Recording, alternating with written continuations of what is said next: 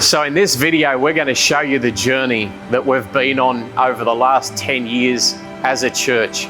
Towards the end of the video, we're going to show you the new building that we've been developing and getting ready to move into. But before then, we'd love to show you some of the places that we've been over the last 10 years as God has led us on this exciting adventure that we've been on together as a local church here in Smithton, Tasmania. This is how it all started. So it was after I got off the plane from Redding, California.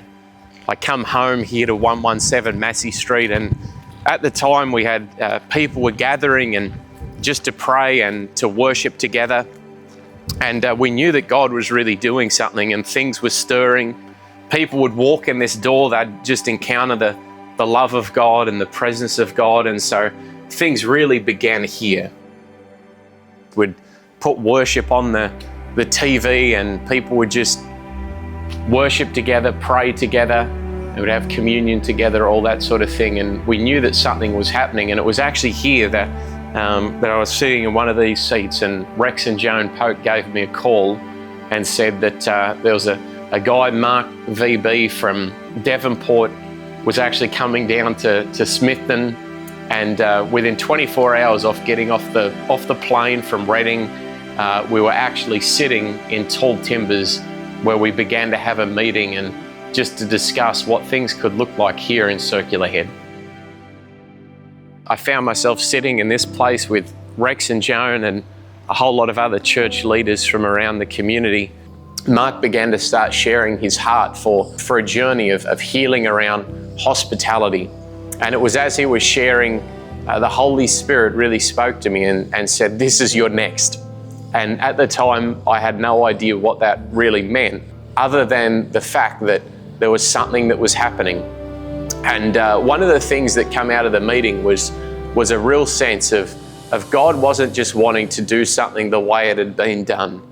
There was a lot of comments around Smithton doesn't need another church, and I was actually so surprised at the opposition that was actually coming against the idea of a new church being birthed in this area. But it was here where the Lord said, Smithton doesn't need a new church, Smithton needs a new wineskin. And so I left that meeting knowing that I didn't know what was ahead, but knew that the Lord was calling a whole lot of us into a journey of actually beginning to pioneer and plant a new church here in Smithton. So it was after our meeting at Tall Timbers in the lounge that we began to start making plans to begin services. And one of the words we had was actually to bring healing around hospitality. And so that actually led us here to the rec ground where for 6 weeks, one a month for 6 months, over the period of about 6 or 7 months, we actually gathered here. And it was here we began to meet and worship, and there was prophetic words that come forth here. So much actually happened in the rec ground, and it was actually after this time here that we realized that we needed a more permanent location. We knew that it was time to actually get serious and begin to make plans so that we could actually move in and begin services and to start actually operating as a church in this community. So as we finished up at the recreation ground after our time of healing around hospitality, we knew that it was time to be able to get a building that was going to be good for the next phase. And so that was when we actually talked to the SCF leadership at the time, and they were so kind to allow us to move into this building.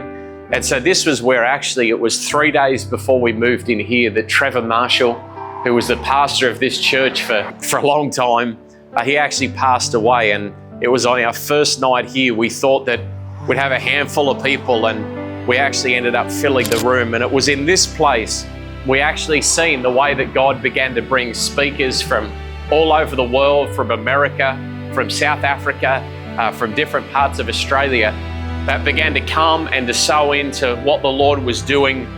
We had Will Hart come here, and hundreds of people began to show up.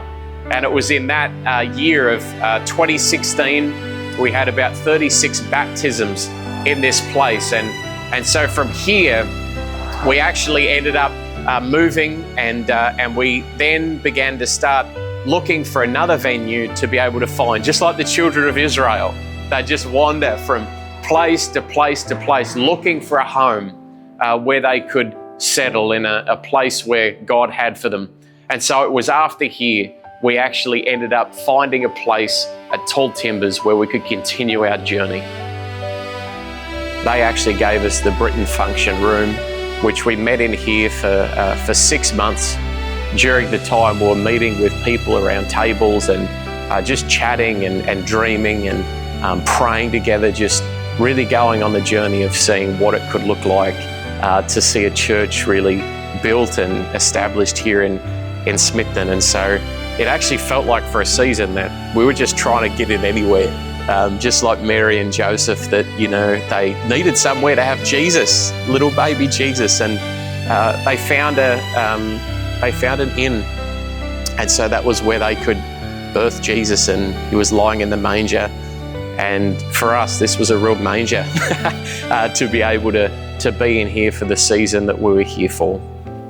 We never actually knew where we were going to move to. That began a short season where from week to week, we actually had no idea where we were going to be. But every week, God was faithful, and he opened a door for us to be able to be in a different building.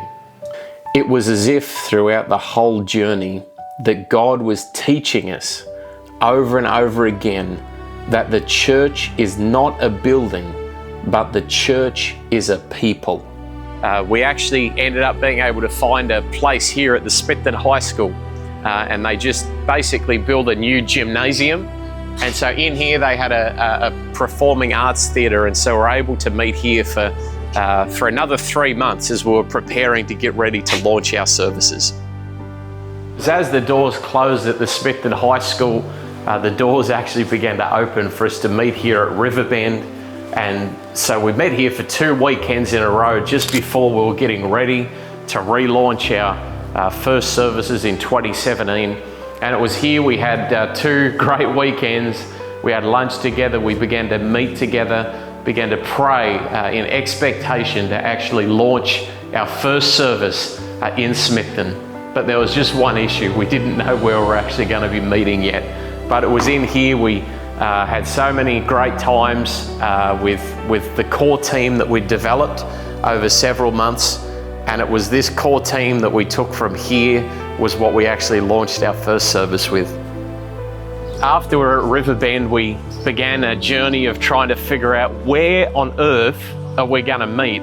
And so we start looking for a building that we're able to meet in, and everywhere seemed to be closed. And so for the next 2 weeks, we just began to start knocking on any door we could, but everywhere was closed. And so we were about 7 days out from trying to launch our first service in 2017 with our foundation team, and we had no building to meet in. After 6 days, we still had no building to meet in. 5 days, 4 days, and we still didn't have anywhere to meet. And people were asking us, where are you going to have your first service? And we just said, well, the Lord's going to provide. God will provide. And then 3 days out from needing a building for us to be able to launch our first service from, we had friends that said, we've just got the keys to the top gospel hall. The amazing thing about this place is that it was actually established in the 1880s.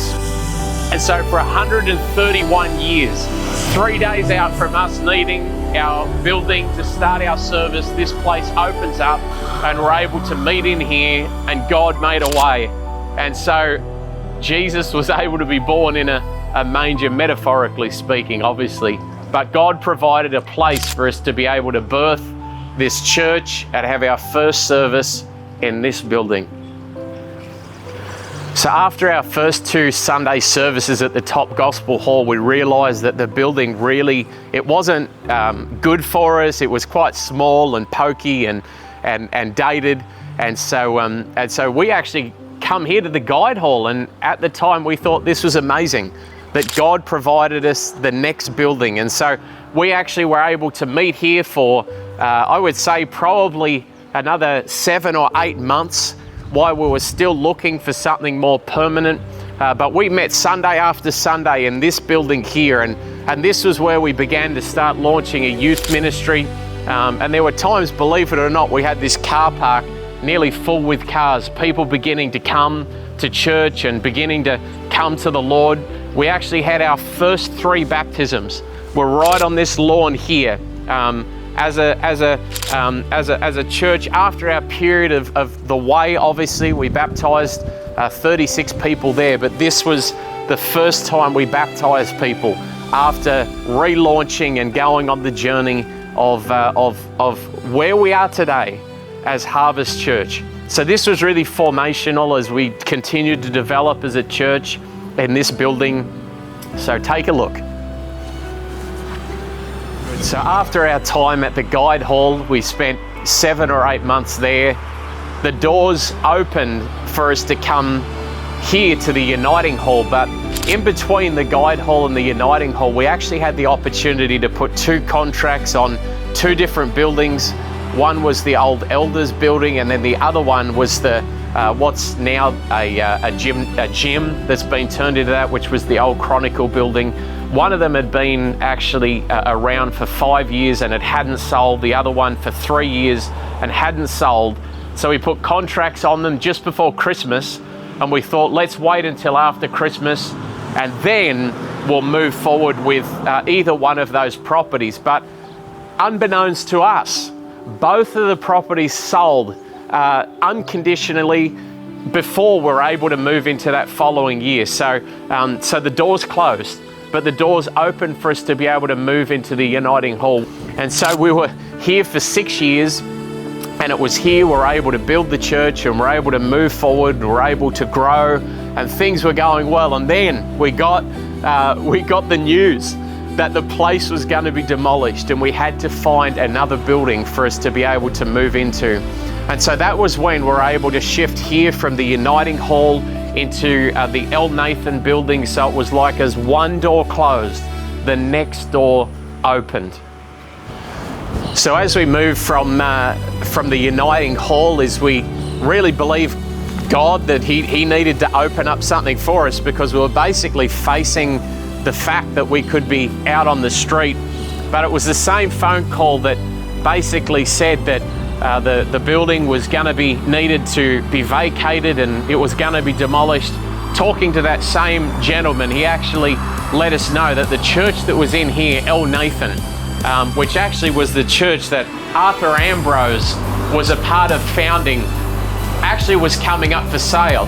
And so as a church, we'd been putting aside money for years now, and we actually had the resources to be able to buy this space. But we knew it was going to be just a stepping stone in preparation for what was coming next.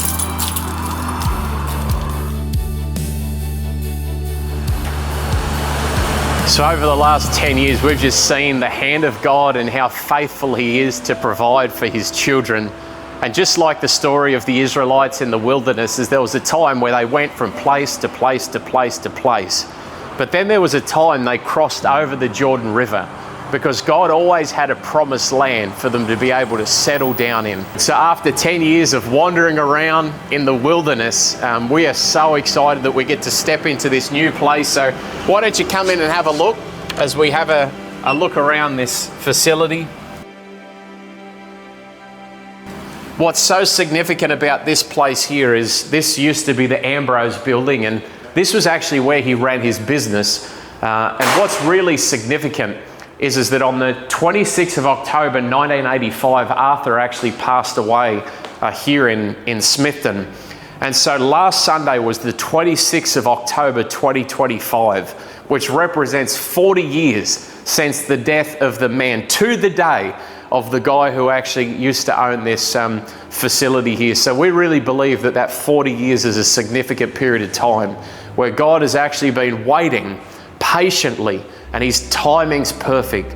But we believe that for us it represents symbolically stepping out of the wilderness and actually moving into the promised land. And it might not be the fullness of the picture, but we do believe this is a significant step in the right journey. And so as we walk around the building, we want to show you what we've done here as we invite you to come in and be a part of what God's doing through this local church. I'm just going to read now from Isaiah chapter 61 as we begin to show you around different parts of this facility. In Isaiah chapter 61, it says, "The Spirit of the Sovereign Lord is on me, because the Lord has anointed me to proclaim good news to the poor. He has sent me to bind up the brokenhearted, to proclaim freedom for the captives and release from darkness for the prisoners, to proclaim the year of the Lord's favour, to bestow on them a crown of beauty instead of ashes, the oil of joy instead of mourning, a garment of praise instead of the spirit of despair. They will be called oaks of righteousness, a planting of the Lord, for the display of his splendour. They will rebuild the ancient ruins and restore the places long devastated. They will renew the ruined cities that have been devastated for generations. Instead of shame, you will receive a double portion. Instead of disgrace, you will rejoice in your inheritance, and everlasting joy will be yours. In my faithfulness, I will reward my people and make an everlasting covenant with them. For as the soil makes the sprout come up, so the sovereign Lord will make righteousness and praise spring up before all nations." So as a church, we've really seen the faithfulness of God and the hand of God over the last decade. And so in stepping into this new building, we could even begin to think maybe this is the end of the journey. But one of my favourite quotes is from Winston Churchill, and is this isn't the end. It's not even the beginning of the end, but it may well be the end of the beginning. And so we believe that this is just the beginning of a new chapter, a new era even, so to speak, of what God's going to do through this local church in this community, to see healing, to see transformation, and to see a city won to Jesus Christ, and to see Jesus enthroned as Lord over this place. And so I want to thank you for being on this journey. And if you've never been a part of a church before, maybe you live in Circular Head, you live in Smithton, we want to let you know that Harvest Church is a church that you can belong to. We want to open our arms to anyone that may have questions about God. Maybe you've got questions about faith. We really believe that Jesus is the way, he is the truth, and he is the life. And so we really want to welcome you to come on this journey as we begin the next 10 years. Bye-bye. Thanks for watching.